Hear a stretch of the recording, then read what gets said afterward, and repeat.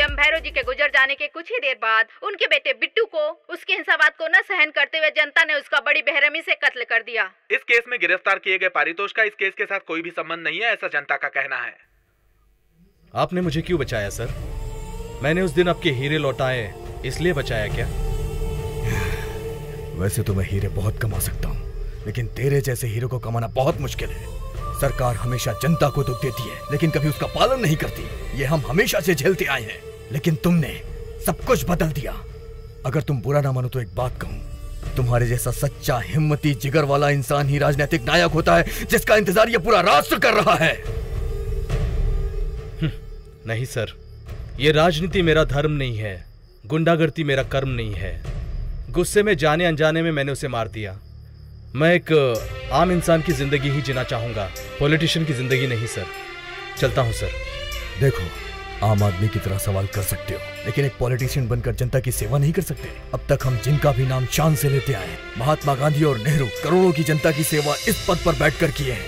इतना ही नहीं, इतने बड़े बिजनेसमैन टाटा राजनीतिक बल से ही हमारे इस राष्ट्र की सेवा कर रहे हैं। तुम्हारी इस ईमानदारी को देख के मैं अपनी कंपनी में तुम्हें नौकरी देकर अपने पास रख सकता हूं, लेकिन तुम्हारी जरूरत सिर्फ मुझे नहीं, तुम्हारी जरूरत मेरे साथ साथ इस पूरे राष्ट्र को है। प्लीज एक बार सोच लो। मुझे सोचने का टाइम दीजिए।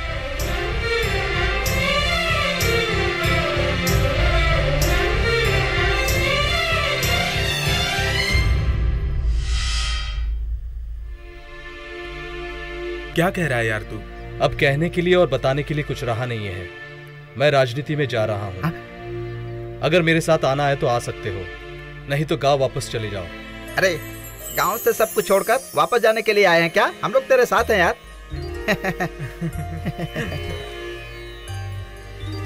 क्या हुआ, तुम बात नहीं कर रही हो? बात करने जैसा क्या है? तुम कुछ भी करोगे सब कुछ अच्छा ही करोगे, और वैसे भी मुझे तुम पर पूरा भरोसा है माय डियर महेश।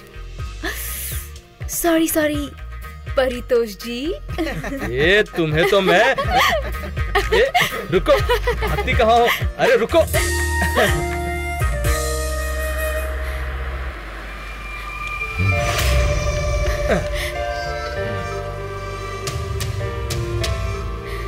चलो निकलो।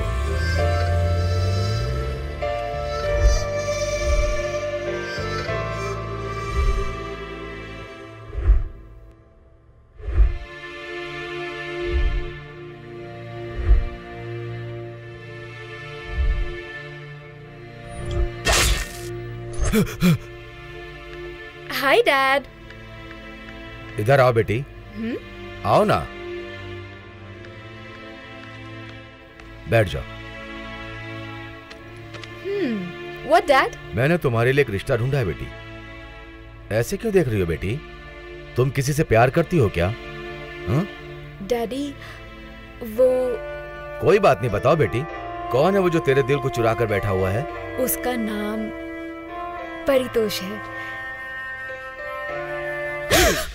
उसका नाम दोबारा लिया तो तुम्हारी जबान खींच लूंगा। मैं अपनी बेटी की शादी दुश्मन से कर सकता हूँ। मेरी मौत को मेरे बगल में रखकर घूमने को कह रही हो? तेरी शादी रास्ते के भिखारी से कर दूंगा, लेकिन उस परितोष के साथ कभी नहीं करूंगा। सबकी नजर में वो मसीहा है, लेकिन आप उससे डरते हो, ऐसा क्यों डैडी? सवाल मत कर। प्यार करने के लिए तुझे कोई दूसरा लड़का नहीं मिला था क्या? इस धरती पे चाहे कितने भी लड़के क्यों ना हो, लेकिन दिल को तो कोई एक ही भाता है। मुझे वही पसंद है। मैं जा रही हूँ उसके पास।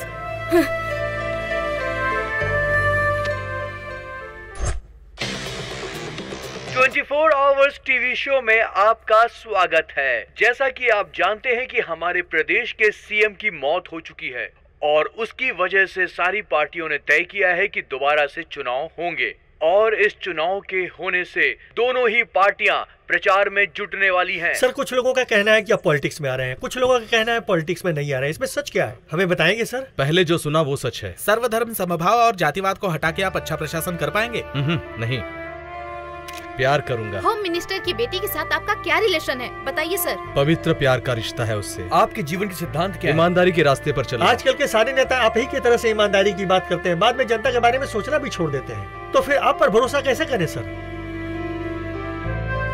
Let's wait and see. Okay, bye. Paritosh ji ने राजनीति में आने का फैसला कर लिया है। हम आगे की अपडेट्स देते रहेंगे आपकी टुटुरा टीवी। इस बार होने वाले चुनाव में कैटरिंग करने वाला एक साधारण लड़का चुनाव लड़ रहा है। इस वजह से पार्टियों में हलचल मच गई है। और कितने साल वेट करूं भाई? वेट करते करते मेरे सारे बाल सफेद हो गए, लेकिन सीएम की कुर्सी अभी तक नहीं मिली। आपके तो सफेद हुए, मेरे ऊपर और नीचे दोनों की निकल गए। ऊपर का निकल गया वो तो ठीक है, लेकिन नीचे का क्या निकला? लुंगी यार, लुंगी। चुप रहो ना यार, फालतू बकवास करते हो। भैया बिना मांगे मुझे मोतीचूर के लड्डू खिला दिए थे। मेरे कहने से पहले ही मुझे पार्टी में सीट दे दिया था। कुछ करने से पहले ही मुझे एमएलए बना दिया। इतना काफी है। खुशी मनाने से पहले मिनिस्ट्री का पोस्ट दे दिया था। खेल खेलने के लिए मासूम जनता को दे दिया था। और इतना ही नहीं, मेरे मरने के बाद ये सीएम की सीट तेरी कहकर वादा किया था। उस वादे के लिए इतनी जल्दी चले गए, इसलिए मैं आपकी बहुत इज्जत करता हूँ। ये सब कुछ बकवास है। नौटंकी बंद करो, चुपचाप बैठ जाओ। अगर तुम सब यहाँ कुर्सी के चक्कर में फालतू बहस करते रहोगे तो वहाँ वो पारितोष मेरी बेटी काफी नहीं है क्या, जो सबसे प्यार कर रहा है? अगर हम इस इलेक्शन में हार जाएंगे तो गली में गोटी खेलने वाले बच्चों से लेकर दिल्ली में राजनेता सब हमको नालायक समझेंगे। अरे बकवास बंद करो, चुप रहो। अरे उसके आगे हम कैसे हारेंगे? वो तो दूध पीता बच्चा, उसे क्या पता है। जरूरत पड़ी तो हम मैदान में उतरेंगे, अपनी भजन पार्टी का नाम रोशन करेंगे। अरे बाप रे, तुम मंत्री हो भाई। अरे इस्तीफा दे दूंगा भैया। सच में? एक बार फिर सोच लीजिए, मुझे सोचने की जरूरत नहीं है। ऊपर भैरव जी राज करेंगे, नीचे ये लाला राज करेगा। भैया। क्यों भाई, कहीं ये पागल तो नहीं हो गया? मुझे भी ऐसे ही लगता है। एक साधारण इंडिपेंडेंट कैंडिडेट को हराने के लिए भजन पार्टी के सभी एमएलए तैयारी कर रहे हैं। रामपुर के श्याम लाला भी चुनाव में उतर चुके हैं। उन्होंने इस चुनाव की खातिर अपने पद से इस्तीफा दे दिया है, जिससे हड़कंप मच गई है। देश में राजनीतिक हड़कंप मची है। अब तक राजनीति में हार को नहीं देखने वाला श्याम लाला इस चुनाव का सबसे मजबूत प्रतियोगी बन गया है। स्वतंत्र उम्मीदवार पारितोष जी। पल भर में बदलने वाली राजनीति में कुछ भी हो सकता है। जीत किसकी होगी, चलिए देखते हैं। सारी पार्टियां पूरे जोर शोर से प्रचार में उतर चुकी हैं। परितोष जी हमारे एमएलए होंगे। परितोष जी जिंदाबाद! परितोष जी जिंदाबाद! परितोष को हम जिता के रहेंगे। परितोष अगर जीत गया तो समझो हमारा बेटा जीत गया। सुबह से ही मतदान में बहुत तेजी देखी जा रही है। हर पार्टी ये दावा कर रही है कि उसे बहुत अच्छे वोट मिल रहे हैं। देखते हैं आगे क्या होगा।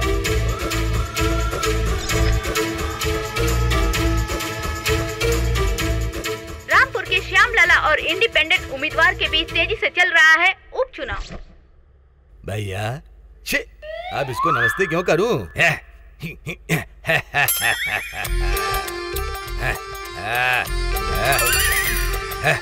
नमस्ते लाला जी। नमस्ते नमस्ते। वैसे इलेक्शन तो हो गया है ना, फिर हमारे जीतने की कोई सूचना है क्या? What are you talking? अरे बाप रे बाप। नतीजा कुछ भी रहा हो कोई फर्क नहीं पड़ता। राष्ट्र में खून की नदियां बह जाएंगी। ऐसा होगा क्या? ऐसा नहीं होगा। इस बार लाला ने पंगा लिया तो पापड़ बना दूंगा। तुम जाकर प्रमाण वचन की तैयारियां करो। मैं दिल्ली जाकर शील्ड कवर में सीएम की सीट लेकर के आता हूँ। हाँ ठीक है। गाँव बसा नहीं कि भिखारी आ गए। आगे देखते हैं क्या होगा। इस बार तो सीएम की कुर्सी पर मैं ही बैठूंगा। इलेक्शन की वोट काउंटिंग शुरू हो चुकी है। रिजल्ट्स आने से पहले श्याम लाला अपनी जीत का दावा कर रहे हैं।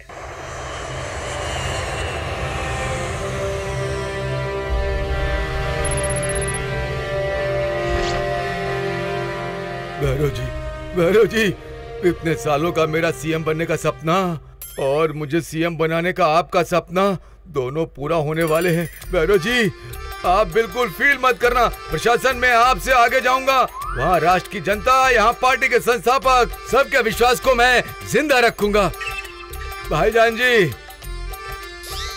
जी, आप लोग 1 मिनट की भी देरी मत कीजिए। मुहूर्त बीत जाने से पहले उस सीएम की सीट को शील्ड कवर में रख कर देंगे तो अपने राज्य में जाकर राज्य की जनता का दिल खोल कर सेवा करूंगा। अपनी पार्टी के झंडे को शान से पूरी दुनिया में लहराने की कोशिश करूंगा। इधर आओ, टीवी देखो। इंडिपेंडेंट उम्मीदवार पारितोष से चुनाव में बुरी तरह हार कर भजन पार्टी की नाक कटा दी श्याम लाला ने।